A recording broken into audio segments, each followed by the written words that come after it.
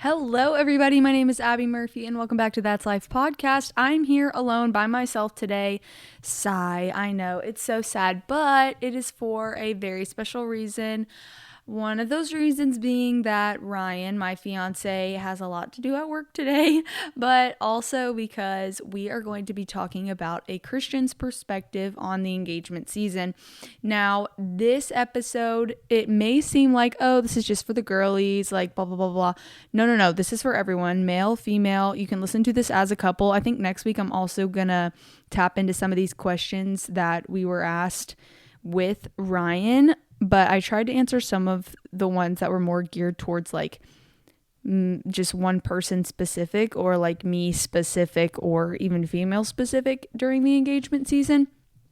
And but there were just so many great questions that I really want to invite Ryan into that conversation too. So this is probably going to be a 2-part episode, one with me and then one to kind of get Ryan's perspective on things, which I feel like could be pretty cool too. So we'll just cross that bridge when we get there. But today is going to be me and you. So I'm going to break this podcast up. Guys, listen, I like wrote notes and everything. I'm really trying to get like on my stuff, like organizing things out and doing things so it's a little more structured.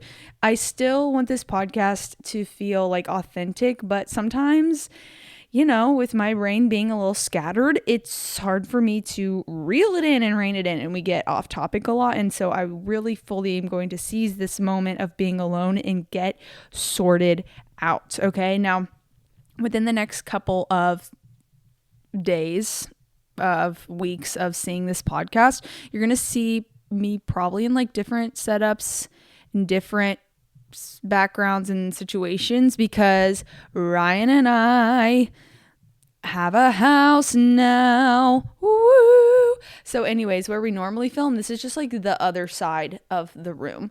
But anyways, I don't want to get too much into it because this kind of falls into one of the categories that I'm going to talk about. So let me just sorry, I had a little bubble in my throat. I've been having some bubbles today, guys. I've been having some bubbles in my throat, and I've been having some, bubbles in my stomach, if you know what I mean. And it's been crazy. One thing I will say though, and Ryan isn't here to counteract me saying this, so I probably shouldn't even say it, but I'm going to say it anyways. I think Ryan is a sleep farter. Guys, I think Ryan is a sleep farter. I will walk into our house and I'll like smell the room of where he slept. And I'm like, Ryan, are you farting in the night? Like, cause it's like kind of stinky. And obviously you can't control your farts when you're sleeping. So like, no shame to him because I am a gassy woman. If you watch our TikTok, like it's just videos of me farting. But it's just something that I'm like, oh, I didn't know that. And now I think I am understanding it. So we have lots of Lysol and I kind of OD'd on the Lysol, sprayed it in like the house because it was like stinky. And then it was like, felt like you were inhaling like laundry detergent or something. So it's something I'm going to have to navigate. But these are the things you learn when you're about to move in together. So here are the topics that we're going to talk about today. I'm going to start with all of our personal updates just because that can kind of give a little bit of a background if you're confused on Ryan and me. And if you're a first-time listener, my name's Abby. My fiance's name is Ryan. He proposed to me September 27th of 2024. It's now end of January 2025, and we are getting married in about a little less than 4 months. And then we're going to go on a 5-week honeymoon to Hawaii. So there's a lot to unpack there and we're going to get into it. We are Christians. We believe the Bible. We believe in the Lord. We structure the foundation of our relationship and who we are on Jesus Christ. Our identity is found in him. And then, we will grow together in unity when that time comes post-marriage. But we are waiting till marriage. We are waiting to live together till marriage. We are saving ourselves for marriage. And that's just a little bit about us. So if you want some context on like, who am I about to listen to talk about engagement and give advice about engagement? Like, does this girl even have any credibility? I find everything I know and believe and share everything I know from mentors who are filled with the Holy Spirit what the Bible says, myself who is filled with the Holy Spirit, I don't think there's any dating / engagement or marriage advice that I've taken and applied that hasn't come from a source in my life who is rooted in Jesus Christ. I really can confidently say that, I think. Slay. Awesome. So anyway, so we're going to get into some updates. Then we're going to go through hardships in engagement season, boundaries in engagement season, and then, oh, that's tragic. My hood, if you're watching, just fell off my head and I'm covering up my hat / run hair with this hood right now. Scary. And then lastly, I'm going to just answer some questions that we put out on a question box on our Instagram. You can head over to thatslifepoddy, PODDY, if you want to get in on all the input on the podcast. It's like our personal brand / podcast. It's not like a separate podcast account for Ryan and I. It's like the one place, like one-stop shop for all content that we post. It's like our little hub. So with that being said, let's jump right on into our engagement updates. So Ryan and I have been dating since August 25th of 2023. So we've been together for like a year and a half, a little over a year and a half. By the end, when we get back from Hawaii, it'll be about 2 years of us like fully being together. And since we got engaged, we have planned our wedding. Our wedding is done. Good. Dunzo. Planned our honeymoon. We have a house. And we've planned what the next 3-ish years will look like for us. And obviously, it's a very loose plan. It's more like the blueprint of the dreams that we want to accomplish. But obviously the Lord's going to have his way, and we are both very aligned and very open to knowing the truth that Jesus Christ is going to have the final say and the Lord has good plans for us. And so obviously it's not like we're like, oh Lord, like make our plans come true. It's very much so, Lord, have your way, and this is what we're going to prepare for, but you open another door, we're walking through it. So our wedding is pretty much done. I think the only thing we need to do now is suits. So for me personally, I take that back, because I have a dress, then I ended up not liking it, so I'm selling it. So I'm trying to find another one, which I'm not going to give details on what I want the dress to look like, obviously, but I was just finding myself struggling with the fact that I wanted a really, really simple dress that honestly, there's not much to it. Like, it's going to be pretty simple and pretty casual, if I'm being quite honest, which is just so very me. And looking back now, I should have stuck to my guns, but I put this pressure on myself to reach a certain standard of like, quote unquote, bride that I had to fit in order to like look like a bride. Like, oh, you need to wear embellishments on your dress and have all of this extra added fluff and all these extra things. And so I tried to find like a happy medium between like what I wanted and then this like idea of like special day bride. And obviously I want to feel special. So I think I was kind of like forcing myself to be like, oh, in order to feel special, it needs to be a little more over the top of a dress than you actually want. So looking back now, I'm like, oh, I was just trying to force myself to like fit this mold. And I wish I wouldn't have spent the money on a dress to then try to be selling that dress in order to get another dress. But again, it all happens for a reason. And like, I may have not had the confirmation that I needed if it didn't go this way, in the fact that like maybe I did get a dress I actually wanted and I was like, oh well, would I feel more special if it was more done up? Like, you never know. So it all worked out the way it needed to work out. But with that being said, I'm looking for a dress. Ryan's gonna get his suit, but I think everything else is pretty much planned. We're working with Leading Ladies LA for our bridesmaids dresses. So we're working with them. We have black bridesmaids dresses. It's going to be black, which I'm really excited about. And everyone is choosing their own like style of what they wanted, which I've just always loved that. I love when all the bridesmaids kind of like get to choose their own look, which is really awesome.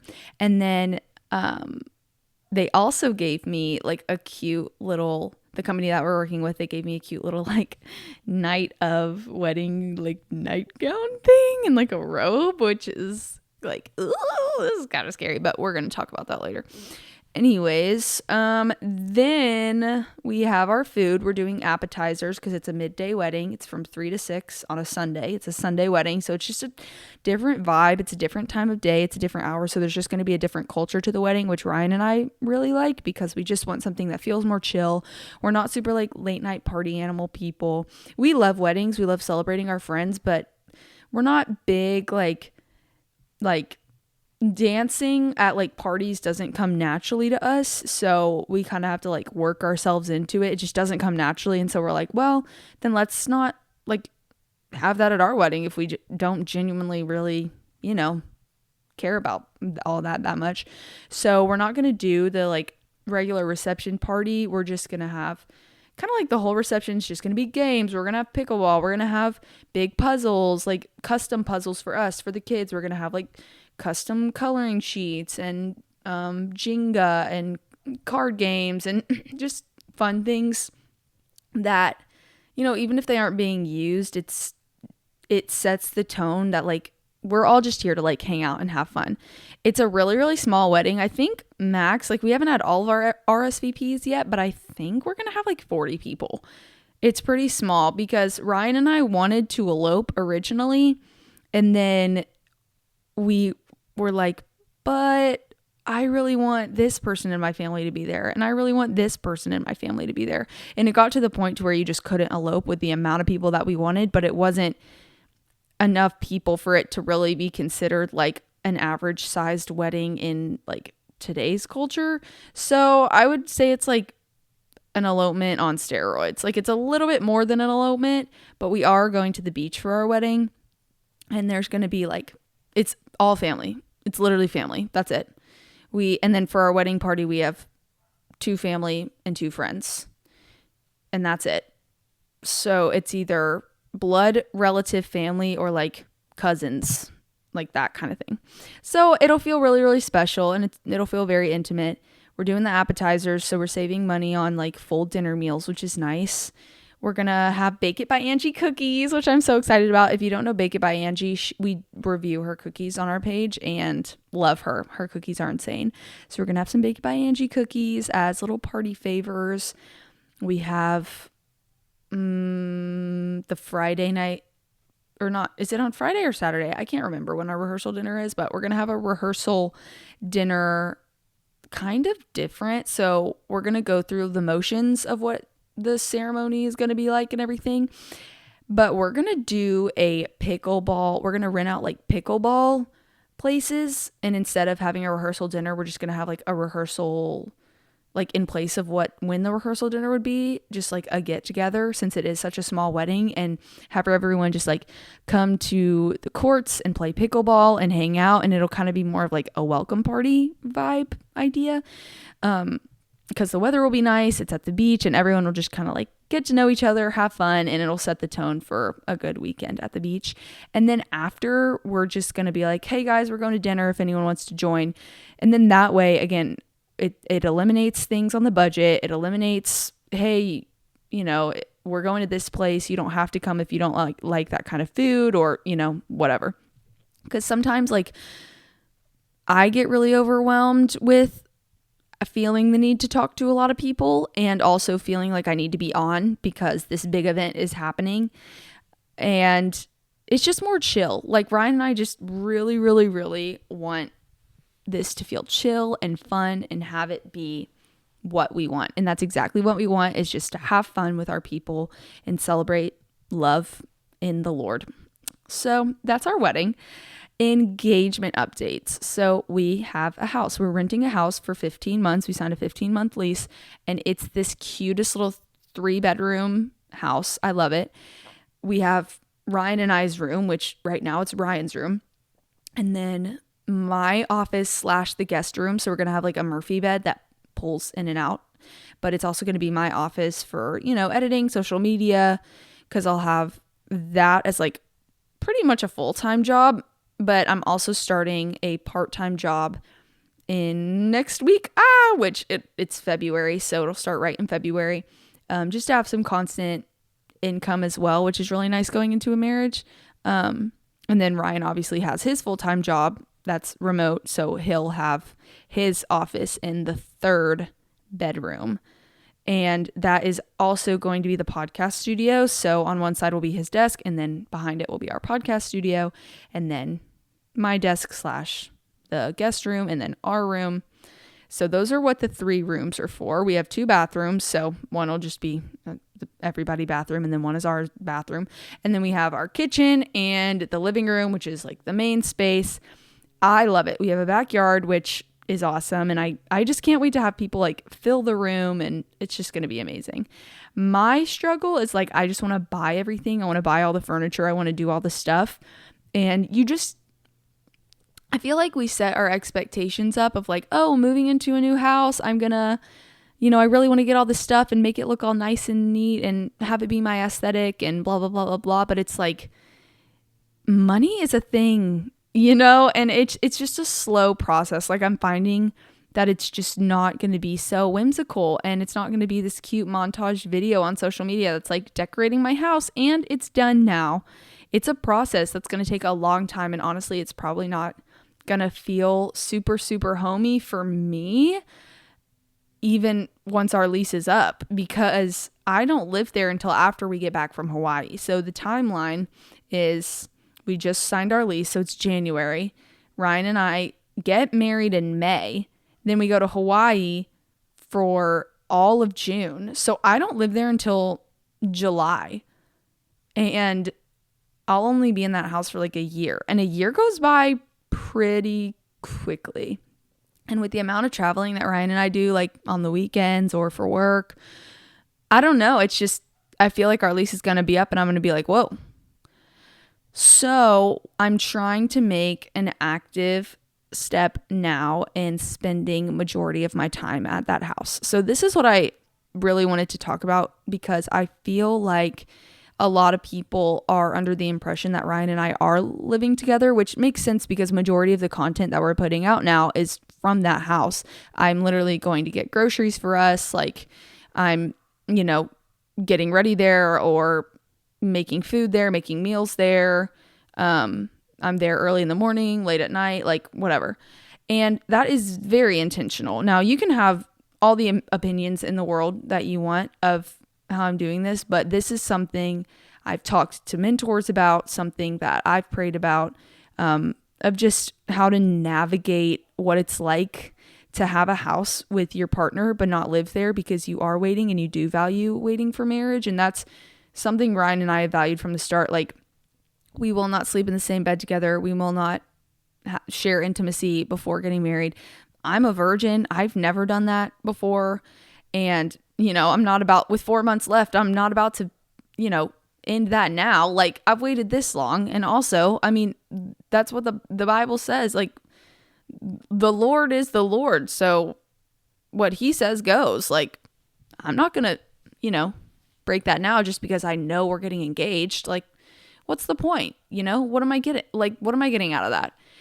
So anyways, I am not living with Ryan. Ryan and I are not living together, but I am actively trying to set up a new routine, because I am such a routine person, and start associating our house as my house. Because right now I live with my parents. I've always lived with my parents unless I'm at college.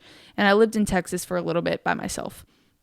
But that's pretty much it. I've either lived in Nashville in a dorm or lived at home. And as someone who's really routine and also is going to go straight to Hawaii for 5 weeks right after getting married and won't be able to like establish normalcy until about 5 to 6 weeks after getting married, I need to start implementing some habits now. I need that for myself. So I'm actively, waking up in the mornings, having all my meals over at that house, showering at that house. I mean, not with Ryan, duh, but I have my clothes there, like another toothbrush there, another hairbrush there, same as like, so that like, say I get back from Sunday and it's not like, oh, I'm going to go home and change clothes. Like, no, I have clothes at my house because it's my house. And yeah, I think it's going to be really good. I'm just really nervous because I am so comfortable and set in my ways. And so this is just a public service announcement. No, I am not living with Ryan. I'm just trying to actively break the mental habit in my brain that my home is my home. You know, like when you get married and you go live with someone, like you leave your mother and father. Like the Bible talks about how a child will leave his mother and father. And I still associate mom and dad as home, and that will always be home. But for me, I need it to be childhood home because I'm starting a new life with someone else. And Ryan and I have talked about this a lot, but like my mom shouldn't be the person I go to initially to talk about hard things with. It should be Ryan. And not saying you can't talk with your mom, but the relationship that me and my mom have, like I would go to her for everything. And it's like, no. Like that's Ryan's job as the husband. Like you guys are one now. And there are certain topics that like to honor Ryan and honor our relationship, like that stay between us. And that's something that we've talked to many couples about, of that mentor us as well, of like, hey, Abby, you probably need to, check yourself. Like Ryan and you are about to be one, and y'all's business isn't everybody's business. I'm a chronic oversharer. But I am realizing within this engagement season how much I need to shift my ways of thinking and sharing and talking, and my go-to points. Like Ryan's my emergency contact now. Like we're about to combine finances. I mean, just all of these things that are so much change. And it's like, okay, Abby, like you've waited, and now it's time to start changing your thinking and shifting the way that you've lived your life for so long. So those are our updates. And I can't wait to get married and then live in Hawaii for 5 weeks. We're not fully moving there. We are going there for 5 weeks as an extended honeymoon. So we'll have a week at a resort for our actual honeymoon. And then we got the cutest little Airbnb on the same island that we're going to. And we're going to stay there for about 4-ish weeks, the whole month of June. And we both are remote. I worked it out with my job as well to where I'll be remote for that month. And we'll just work from there and live in Hawaii. And it'll be awesome and amazing and super, super fun. We're going to come back and finish out our lease. And then we are doing a travel fund with our wedding registry. So we're like swapping a wedding registry for a travel fund. And hopefully we'll get to travel some within that next year. We'll see how it all works out. But that's the game plan right now. So those are our updates. Now let's get into the hardships. So I have felt, and I think I talked a little bit about this in last week's episode, but like something that people don't tell you a lot, I feel like. And I mean, now that I'm listening to more like engagement things and more marriage things, like marriage books and things like that, I feel like the devil works extra hard during this engagement season. And I talked about it a little bit last week, but just things between Ryan and I that are really, really, really hard that weren't as hard when we were dating. And I honestly feel like they are harder in engagement than they will be in marriage. Now, I don't know. I don't want to like cause any, no, you're wrong. I mean, because I don't know. But I will say that we have had so many deep conversations about certain things that we had conversations about in dating and were able to like move on and grow from pretty quickly, but they've like resurfaced again in engagement. So if you are also in an engagement season or about to be there, be on guard extra, like extra load yourself up with the armor of God. Breastplate of righteousness, like get ready, because there are going to be irrational thoughts. There are going to be silly fights that just don't mean anything to you. And it's going to be hard, but it's going to be more good than bad, obviously. But I mean, even for me personally, like there have been things in my walk with Jesus during this engagement season I've talked to you guys about like just no desire to read the Bible at all. I mean, I'm not in that place anymore. Thank God, literally, thank God. But I had never really struggled with that. And it started during engagement season. I had never struggled with feeling so insecure in my abilities to be a good partner until I got engaged.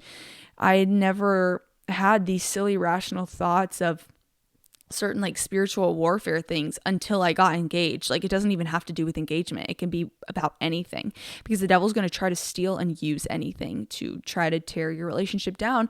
Because when two believers are coming together in unity, that's such an amazing thing. And it is something that the devil sees and is like, oh shoot, this is going to be powerful. So obviously he's going to try to work extra hard to take you down. So also know that like you are made righteous in the Lord, and you and your person are about to come together to become one, to be another body in heaven's armies, and it's going to be amazing. And you guys are going to spread the gospel together and do ministry together and just be on fire for the Lord together. And that's threatening to the devil. So just know this too shall pass, but be on guard. The next thing. So I'm about to get real with y'all. Okay. Which this isn't something that I brought up to Ryan until like really when we started marriage counseling, which has been recent. We started marriage counseling a couple weeks ago. I had like talked to him about it to a point to where I felt like the conversation needed to end. Like it was like we have set boundaries throughout dating of like, you know, we aren't going to talk about this, whatever. And I talked about it that fit within that boundary. But we went to marriage counseling and I thought I was kind of past this. And then it like resurfaced again. And again, it is so like the devil to take something beautiful created by God and then just twist it in your brain and create fear. But I'm going to tell it to you guys because I didn't hear a lot of people struggle with this until I told some of my mentors or people that I looked up to that I struggled with it. And then they were like, oh yeah, me too. And I was like, what? Like, I don't understand. So we are going to talk about sex. I know, crazy. Here is the thing. I am a virgin, and I am a virgin because I am waiting to have sex until I am married, because I will only have sex with my husband, because that is the way the Lord intended it. That is the way the Lord intended sexual intimacy to be. Okay. I am proud of that. I am boasting in the Lord because of that, because that's not common. And that's something that I feel like is hard to find. And I am also just realizing during this time, bear with me because I'm going to try to find my words because it is kind of hard to share, but I think it's important. I am trying to navigate now that feeling that sex is not bad. And I didn't even realize that I thought like sex was bad until I realized that I was about to have it. And I've always loved to talk about like sex in, in the Bible and the way the Lord intended it. And, even through dating, like having the talk with my boyfriends that I would date and be like, yeah, like, I'm not going to do that until I'm married because it's such a beautiful thing created by God and the world has ruined it. Like, I know the truth that it is a beautiful thing, but I've never let myself fantasize about it. I've never let myself even really think about like the physicality of it. I just know the idea of what it is. But, you know, the Bible says that like, even if you think about it in your brain, like to a certain extent and with certain scenarios, obviously I'm not going to like just think about it, you know, because then it's still kind of like doing it in a way. And it just like teases you. You know what I mean? Like if I'm not going to have sex with someone, I don't need to think about it. And so I just never did. I never even thought about it. Never let myself go there. Never, I mean, unless it was like a quick fleeting thought that I would just try to push out, like never pictured someone naked, like nothing. And now I'm like, oh, okay, wait, this is about to happen. I'm 22 years old and this is about to happen. And I am scared. I'm really scared because I had a little phase of this right when I got engaged of just like, wait, I'm scared because truly, again, I know how things are supposed to go. I know how it works. Like, hear me. I know how it works. Okay. But like, I've had the talk. We're good. I know like precautions to take, all the things.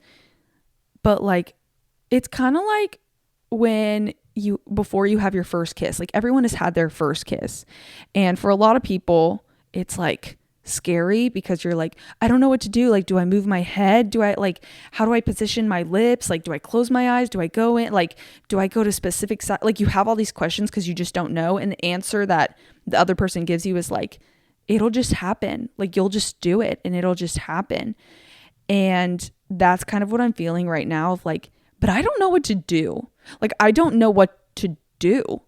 Well, what do you mean I'm supposed to show my naked body to at the time that it'll be husband? Like, what do you mean? No one's ever seen anything of me ever. No, like male meaning. I mean, I've like had a roommate at college. Like, obviously we've seen each other.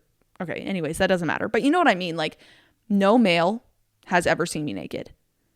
No male has ever touched anything like in there. I've never like put anything in there. I've never sexually pleased myself, like none of it. I mean, y'all are finding out all this about me right now, but like, I just think it's so important because I'm scared and I'm trying to break that habit and I forget that God created it. And the devil is trying to like steal that truth from me and steal this wonderful thing that I've saved myself for and try to terrify me from it. I was on a run like 2 days ago and this just caught me off guard because I sought wise counsel and talked to girls about it and felt so much comfort of like, okay, Abby, you've waited this long. Stop asking yourself the what ifs. Like, the Lord's going to bless this because you've done it the way he intended it. And so I just kind of like, you know, breathed. And I did talk to Ryan about it. I talked to him about it and expressed with him some of my worries and fears of like, what if I'm not good enough? What if you know, are not pleased? Or, you know, what if I don't know what to do? And ladies, like I really don't think you should talk about this in dating. I think you should talk about it when you're very close to getting married within your engagement season, just because you don't want to talk about it and then tease yourself or lead yourself to fall into temptation and not be able to come back from it.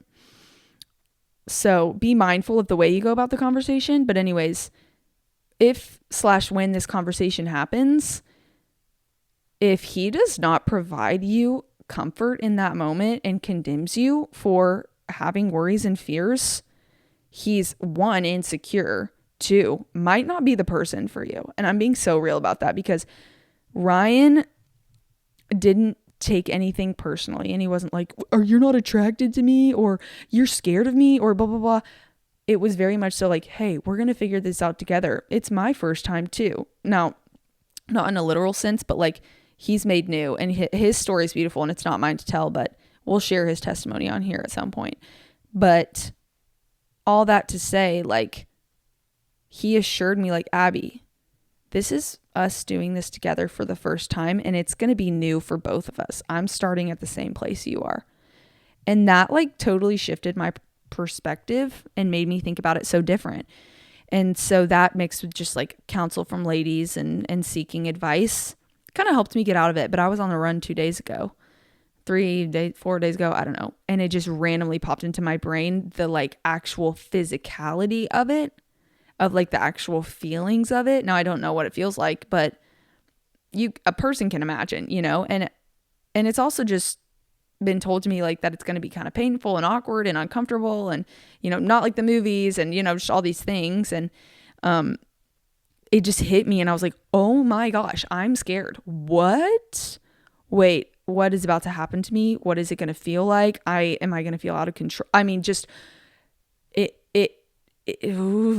got like body chills because I was like, is it going to be too much? Am I going to get overstimulated? Is it going to be like too forceful? I'm so scared. And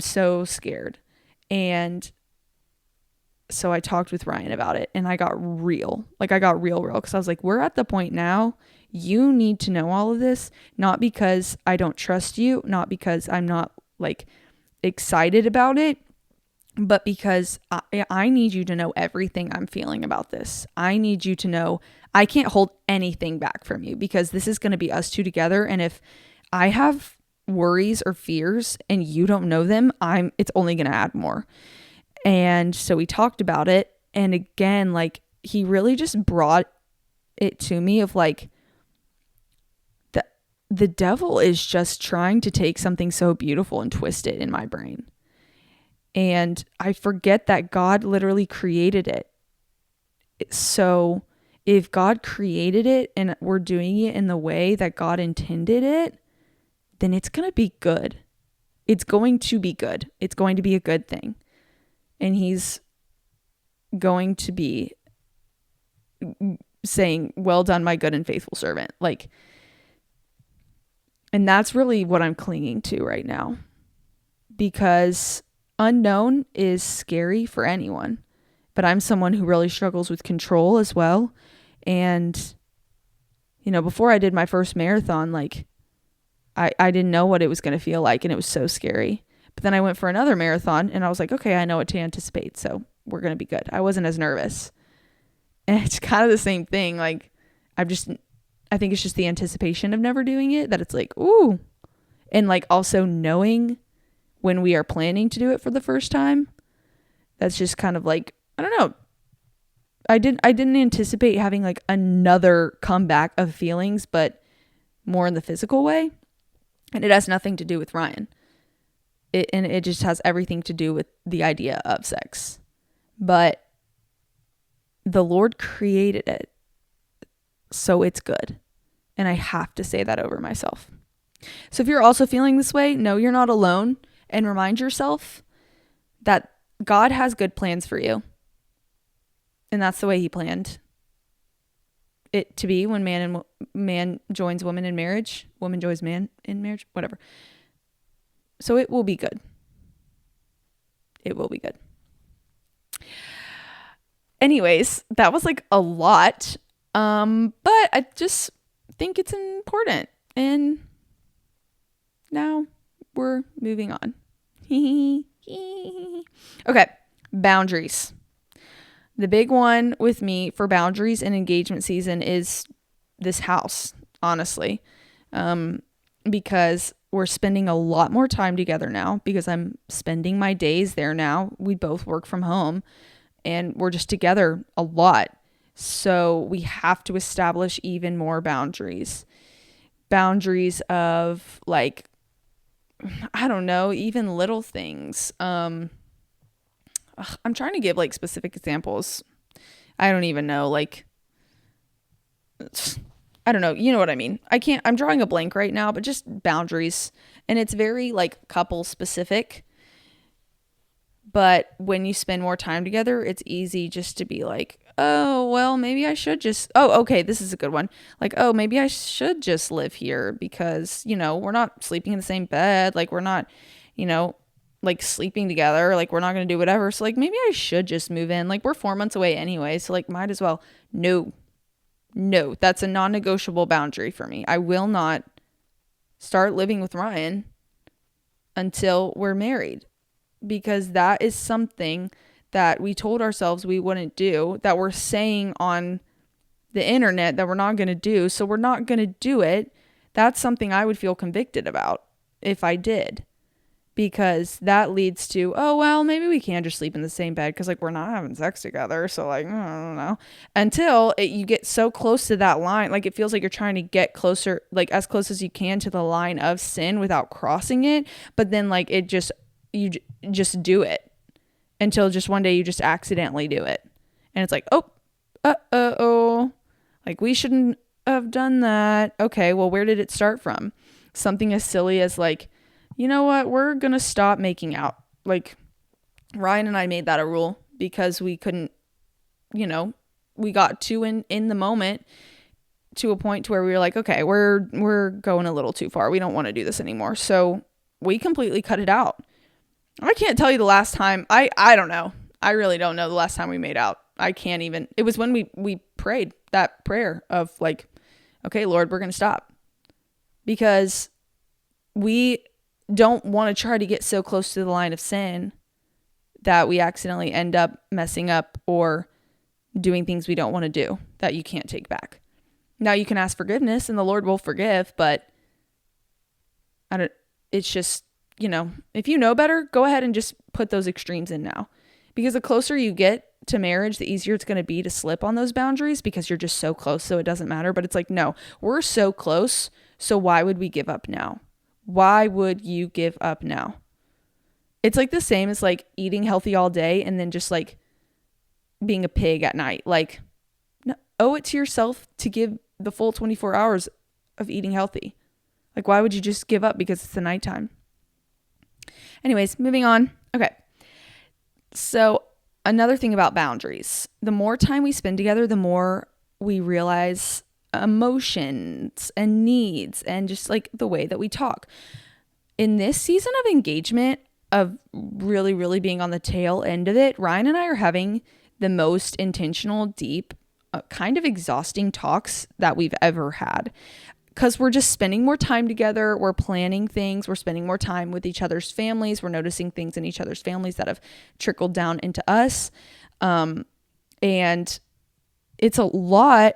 And also it's very easy to like brush it under the rug because it's easy to think like, oh, when we get married, this won't matter. Or, oh, this is really cute and endearing in like the dating season. But then you get to engagement or marriage and you're like, oh my gosh, this is actually getting on my nerves. But now we're too far in. I can't bring it up because I thought it was cute in dating, but now it's not cute anymore because I'm annoyed by it. Like just all of these things that over time you need to bring up, but sometimes we don't always want to bring up. And you only owe it to yourself and to your relationship to have those hard conversations, because I'm telling you, y'all, it will benefit you in some way. It will benefit you in some way, whether it benefits both of you and you walk away happy, or it benefits your relationship because it's resurfaced things that you guys need to work on and it may be hard, but it's still beneficial.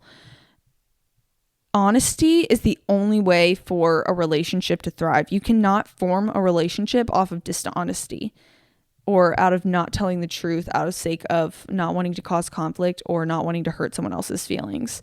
I mean, yesterday, Ryan and I had like 4 pretty intense talks that all ended great, but like started off hard and was like, hey, so this is something I'm noticing. Can we like talk about it? And usually if the other person gets a negative emotion or feeling in some way from that conversation, it probably means that they need to work on it. But I think the thing is, going into those conversations, it doesn't need to be with a pointed finger. It needs to be with an open heart and a mirror of looking at yourself. For example, if a conversation I had with Ryan, which he wouldn't care me sharing, was about him sharing his emotions. I feel like that's very common for a lot of men. You're just told like, get over it, don't share your emotions, yada, yada, yada. And for females, like, we're nurturers. We want to know those emotions and we thrive off of, those words of affirmation that stem from, tapping into emotions. And a lot of what I realize in Ryan is him just kind of like acting funny or acting weird or being more to himself. And then I ask him, what's up? And he's like, nothing. And the thing is, he's not even lying. Like, it's not when a guy asks a girl if something's wrong and she says no, and she's obviously upset, but she's just saying no. It's different because like, I feel like he doesn't even know what's going on. So he just thinks it's fine. Like, he genuinely thinks it's fine. He just doesn't know how to like tap into that emotion. And so he's like, oh yeah, I'm good. But like, he's really not. So it takes a lot of like digging, which I'm fine with doing, because I just feel that on my heart, like there's something going on. There's something going on. So like, we were sitting on the couch and I was like, what's up? And he was like, nothing. Like, I'm fine. It was like 10 I'm fines until he was like, well, actually, like, and then we got into the conversation. And it ended with me being like, hey, this isn't, he was saying like, I'm sorry I didn't tell you how I felt. I'm sorry I didn't tell you how I felt. And as me in the relationship who's more in touch with her emotions, almost to a point of being overly dramatic, which, is again why it's a good balance between the two of us. That assurance of, hey, like, you lowering your pride to try to be, this constant figure in my life and actually telling me how you feel is actually a great way to lead me, because I have all of these emotions and all of this caregiving to give and all of this nurturing that I want to be able to give, but I don't know how to navigate giving it. And so sometimes it comes out as overly emotional, but like, as a man who wants to lead in a relationship and who wants to be a rock and who wants to be a firm foundation, like, help guide my feelings and where they need to go by telling me how you feel so I can give that to you. And I think it's just a way of like, saying it that way instead of saying like, I wish you would tell me your emotions more, because it's just so annoying and blah, blah, blah, blah. And again, that's an extreme, but coming at it from a place of like, my downfall, here is my downfall, and now let's look at something you could work on as well and see how we can work together to both grow in that, rather than like, I'm right, you're wrong, let's fix it, like, see where I'm coming from. Game changing in hard conversations, literally game changing, because we both left that conversation empowered. We both left that conversation knowing we had things to work on, and we also had things that we could grow in together, and we also had things that we offered to each other that are strengths that each one of us don't have. There are going to be a lot of those conversations, and it's going to feel like they never end, and it's going to feel like there's a lot of them. Like, we have had the most intense conversations, good and bad, within the past like month than we have in all of our dating. But it's because we're spending more time with each other, we're getting real with each other, and because we owe it to ourselves to not just brush it to the side because we don't feel like talking about it. But like, if you don't talk about those things with your person, especially when you're first starting a relationship, like, how do you expect to keep an open and honest relationship and connection throughout your entire life? Like, you've got to start putting those habits in now. Do it now, people. All right. Anyways, moving on. The last thing I kind of talked about I talked about it a little bit in the beginning of this podcast, is breaking the my mom is my person mindset. Now, hear me, Mom. I know you're going to watch this. You will always be my person. You will always be my girl. You will always be my go-to. But this is to the point of like, Abby is a mama's girl. Abby is a stay-at-home, I love my parents girl. And recently I've been working on breaking the stigma that like, I have to ask my mom for permission to do something. Because I don't. I'm an adult. I'm a grown adult. I feel like a lot of people maybe I'm alone on this. Maybe I'm an island on this. But I'm blessed to have a really, really close relationship with my mom, to where like, we've been a package deal. Like, Ryan met my mom, I think the second day we hung out, because I just am always with my mom. And I am a lot like my mother as well, which just, adds even more fuel to the fire. But I say that to say, like, Ryan is my person. Ryan and I are becoming one.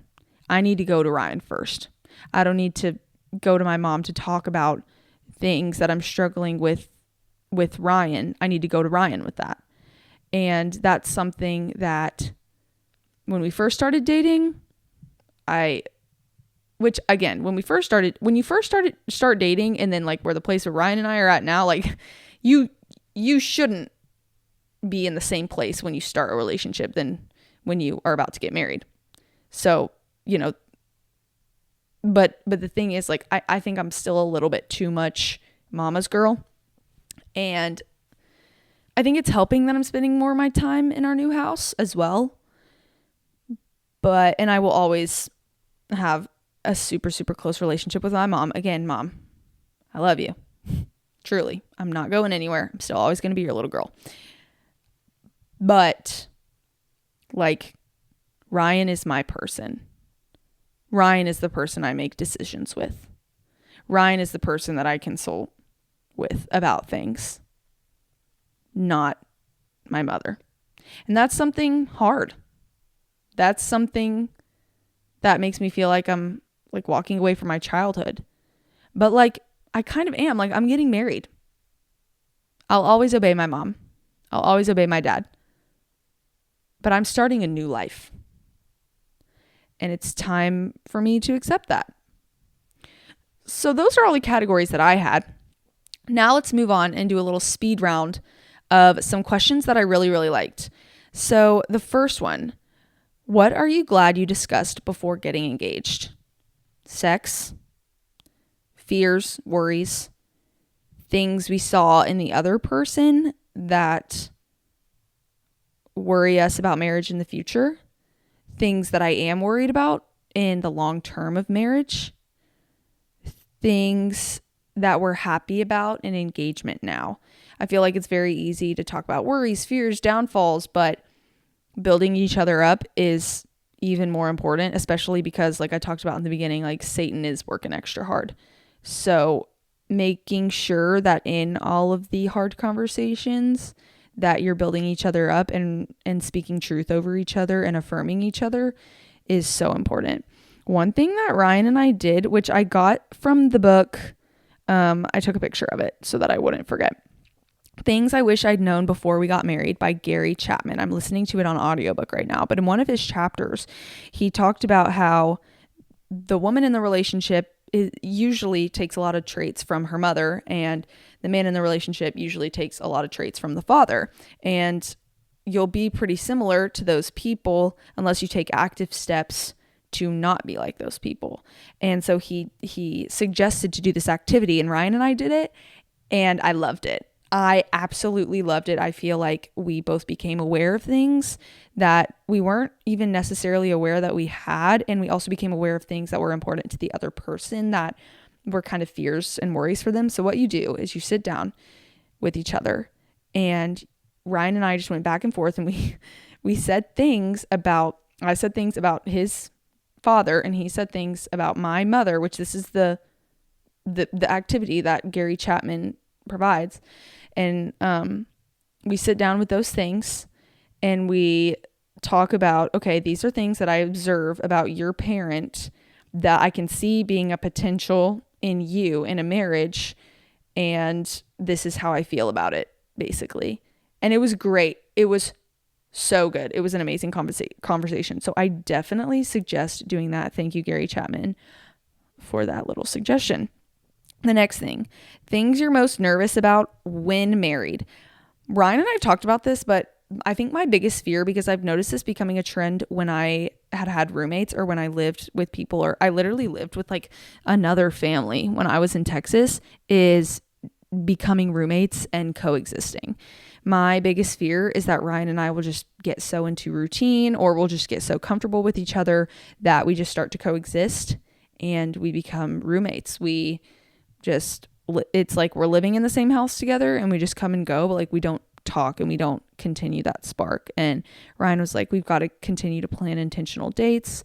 We've got to continue to talk to each other. So Ryan and I are setting a new rule where we're not allowed to watch TV while we eat dinner. We have to talk. So every night we're going to talk instead of watching TV, just because then that like forces good conversation. I mean, obviously we want to like plan dates and do like big dates and things like that, which I think we're going to set when we're married, like a schedule, because we're both also very like, oh, let's not do it tonight. Let's not do it tonight. We're going to schedule that. I am a little nervous about money just because since I've lived at home, I haven't really ever fully relied on myself financially, which I'm very blessed to have parents that allow me to live at home, to be able to do that and to be able to save money. But when I did live on my own, like I knew that it was only for like a short amount of time, so I could budget for that amount of time. But I think just it's kind of daunting to know like, oh, I'm about to be on my own forever and ever and ever now until I go to heaven, and then money doesn't matter. But I just have to remind myself, everything is meaningless. Money is the root of all evil. And also will have a husband who, is going to guide me in that and walk me through in that. So that's been something really good. And that's also something we're going to plan is we are going to like create like Google Calendar meeting times once a month to talk about money. Like it's going to be our money meeting, which I'm excited about that because we kind of already implemented since we work together on the podcast, like podcast meetings so that our relationship just doesn't revolve around the podcast. When we first started the podcast, that's all we talked about. And it was really hard not to. And then we noticed like, hey, we're like literally only talking about the podcast and about social media and ideas. And maybe we should condense that into like a meeting instead so that our relationship doesn't become work. So that's a good boundary we've set in place. And I think that'll set us up for success in marriage because, we only want to grow more with the podcast, which means we're going to work together for the rest of our lives. I don't see us ever not working together. And we love it. We love working together. But I definitely could see that like roommate coexisting thing happening just because we are together so much. So setting those boundaries and breaking those times up of, okay, like now we're going to have a date. Now we're going to talk about us. Okay, now this is a meeting about work. I think that will really help us and set us up for success. What's the hardest part of a long engagement? Ryan and I's engagement isn't really too long, which is nice. I feel like the longer it gets, just the harder it gets to wait, honestly. And for us, it's not even like the waiting physically. It's the waiting of just like the fun things. Like I don't want to leave super late at night and be like, okay, going home now. I'm going to go sleep. Like that's annoying. I want to like live at my house and sleep in the same bed as my husband. Like just those little things of, like, I don't know. I don't want to use Venmo anymore. I want us to just have the same card and it doesn't matter, or silly things like that. I don't know. But, it's just hard because you're taking all these steps of like looking for places together, planning trips together, doing things together. But then it's like, okay, but now we're still going to wait. And that's hard. It's just like, oh, we're waiting for it to come, but it's not there yet. Or, setting out your 5-year plan and budgeting, but it's just not real. Like you can't really budget yet because legally like your bank accounts aren't aligned. And it's just like, I don't know. I'm just ready. I'm so ready. I would really heavily encourage eloping if you're resonating with a lot that I'm saying, or if you feel like your personalities within your couples are pretty similar to Ryan and I would very heavily advise you to consider eloping. What are new boundaries you've had to set in place since becoming engaged? This is an interesting one because I feel like since we've become engaged, we've actually taken like steps back even too much to where like it's like really like I used to be pretty affectionate like physically with Ryan, holding his hand, like giving him hugs, rubbing his back, just things where his love language is physical touch. And so, he felt really loved in that. But I'm feeling pretty like, oh, Abby, you might have gone a little too extreme now because I like don't really touch the guy all that often. And it really started in engagement season a lot. And since it is his primary love language, I have noticed that like I really am not feeling that for him, which is hard because like I want it to come naturally from me, and I've just put in like those boundaries super hard to where it's like, oh, I literally like don't really ever reach out to hold your hand. Now obviously we hold hands, like don't get me wrong, but I don't know. I think you have to be really, really careful about the boundaries that you set in place, because if you're an all or nothing person like me, you got to get real specific. Real specific. I really am glad that we've set the boundary of not living together. I'm really glad that we set the boundary of, I feel like sometimes boundaries, it's like, don't do this, don't, not. But like, we've also set good boundaries of, like the talking during dinner, or we're reading a book together right now. We're going to start praying together here soon, like really intentionally praying together, because we actually read this book, which, well, I don't want to spoil anything, but hopefully we're going to get the author on a podcast. But we read this book about like praying together, and literally the first page talked about like how intimate prayer together can be, and you really have to be careful about it. And so, we did want to be careful on like how we prayed together, and wanted to set proper boundaries in that. And now we're kind of at the point of like, okay, let's start really intentionally praying together, because, we are about to be one. Ryan and I are really big on focusing on, having our own intimate relationships with the Lord, and not like having a relationship with each other that chases the Lord, because those are completely different. However, like when we're married, I think that, the 2 + 2 = 3 thing, like it's me, Ryan, and God. And we will also still have our own intentional, intimate relationships with the Lord. But that like little trio right there, like once we're one, our marriage is now a ministry. And my husband is a ministry for me personally.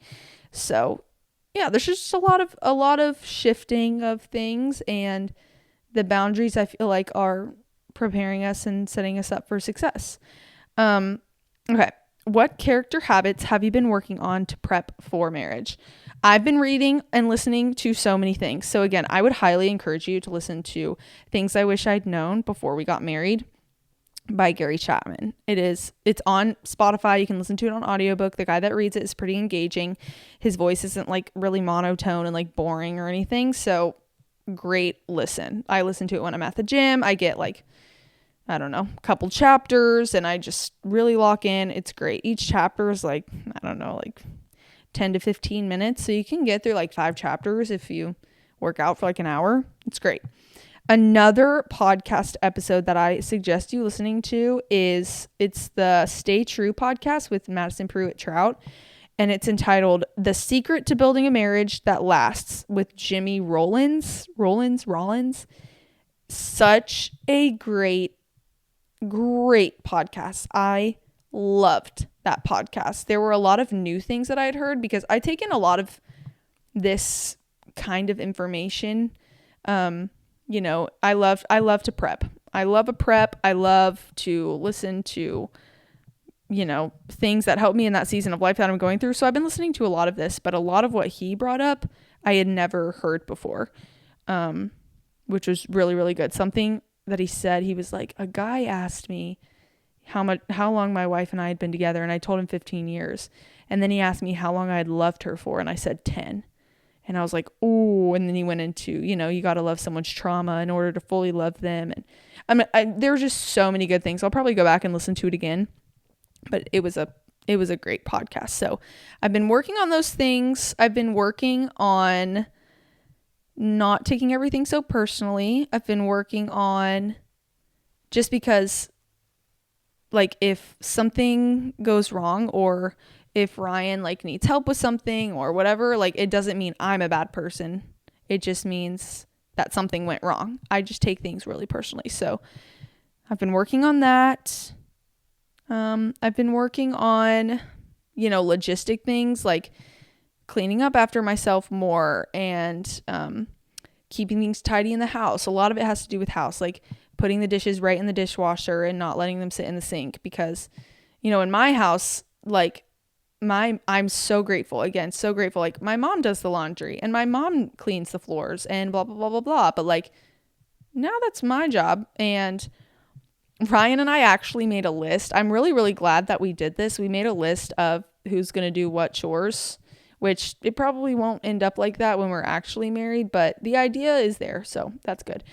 Of who's going to do what chores, just because it eliminates the expectation that someone else will do it, or, whatever, blah, blah, blah, blah, blah, and just sets into place like, okay, this is your job, so you do it. And this is my job, so I do it. And this is what we do. And it's even and it's split. So there's no resentment of, well, I do more than you, or blah, blah, blah, blah, blah.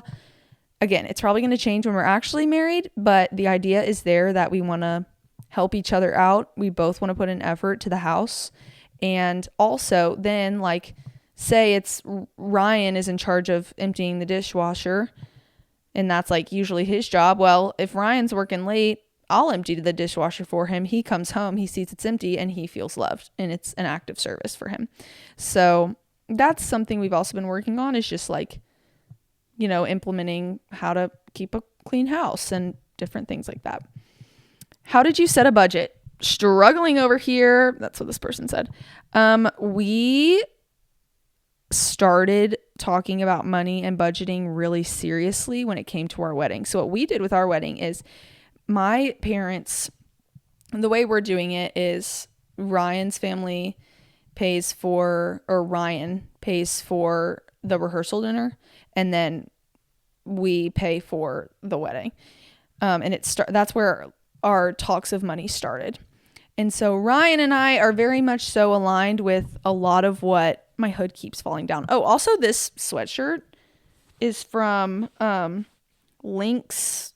I need to find the name on Instagram because I don't know how to fully pronounce it. I think it's Lynx or Lynx, Lynx Athletics, but they make clothes and also running apparel that spreads the gospel. Like, this literally says love your neighbor. Like, their tagline is like run for the Lord. And I'm like, oh my gosh, this is incredible. I'm wearing shorts from them as well. They gave me some hats and stuff, but I'm in love with this hoodie. Behind on the back, it says 70 times 7. Anyways, so we sat down with my parents because my parents really set me up for success. And I'm so blessed to have parents that did money this way. But my parents and Ryan and I as well align with a lot of, what's the guy's name? Is his name Andrew Huberman? Yeah, Andrew Huberman. We align with a lot of what he says. I think his name's Andrew Huberman. But we sat down with my parents and we said, okay, what's the budget for the wedding? And they told us the budget, and we said, okay, cut it in half and cut it over half. So we cut it over half, and we set, what money we wanted to take out of that budget. And we said, put that for a down payment on a house and let it grow. We're not going to touch it. So now this is our budget for the wedding. Okay. Ryan and I want to do a small wedding, so we don't want to spend above X amount because we want to use that money for our honeymoon. So within this budget that we took down, we want to have this much for our wedding, and whatever else, we're going to try to save money as much as we can, put that left over from after we spend money on our honeymoon, whatever, and put it in savings. So that's when Ryan and I kind of realized, like, okay, we have the same alignment on how we do finances. When it comes to actually getting married, like, we're not like signing prenups or anything. Like, it's all us. We are together, and we are savers, and we are save in many different ways. Like, put this money here, this here. Something I struggle with is just having a scarcity mindset. But I think with Ryan's guidance, he has a really great mindset of like, money is to support and to free up and to feel, liberation. You just got to know the numbers and budget correctly. He has a great outlook on it. I am someone who's like, just save because you never know and things are scary and life is scary. I think both of those mindsets that come together are really going to help us budget even further. I think we are going to budget to allow ourselves to enjoy and put more effort into areas that we really, really care about. Like, Ryan and I both really care about our health and eating healthy, which is expensive. Like, just straight up, it is expensive. But then it's like, okay, well, what are other ways that we can sacrifice? Well, Ryan and I, we don't really, Ryan's into fashion, but not to a point where he's like spending a bunch of money on clothes. Like, and I'm not really too into fashion. I just kind of like wear things. I don't know. I do a lot of thrifting, whatever. So, that's an area where we can sacrifice because we don't really spend too much money. Like, oh, we want to travel. Let's set up like a budget to travel and whatever. And this XYZ. I hope that helps. Again, I'm still kind of trying to navigate it as well, but I hope the wedding example kind of gives you some sort of insight. I'd love to get Ryan's opinion more and his facts more, but a lot of what we align with is Andrew Huberman and what he says. I think that's his name. I really hope that's his name. Anyways, guys, I've been talking for incredibly too long. I definitely want to continue this conversation on next week. So be on the lookout for that. I'm going to drag my fiance on and we're going to do this together for you guys. I love you so much. Go check out the Instagram. I post vlogs weekly. I post episodes weekly. We're going to have a party. It's going to be awesome. Also, I'm running the Austin Marathon in 3 weeks. If you want to donate to the Miracle Foundation, which is who I'm running with, they find a home for every family. They work in the foster care system. Please feel free to do so. Find a family for a child. Because we all deserve it. We all deserve to have a family. With that being said, I love you. Jesus loves you. And that's life. Guys, my mom just came in and informed me that the guy we listened to is not, in fact, Andrew Huberman. It is Dave Ramsey. Dave Ramsey. Andrew Huberman does health and fitness. Dave Ramsey does financial things. Anyways, that's all. Dave Ramsey.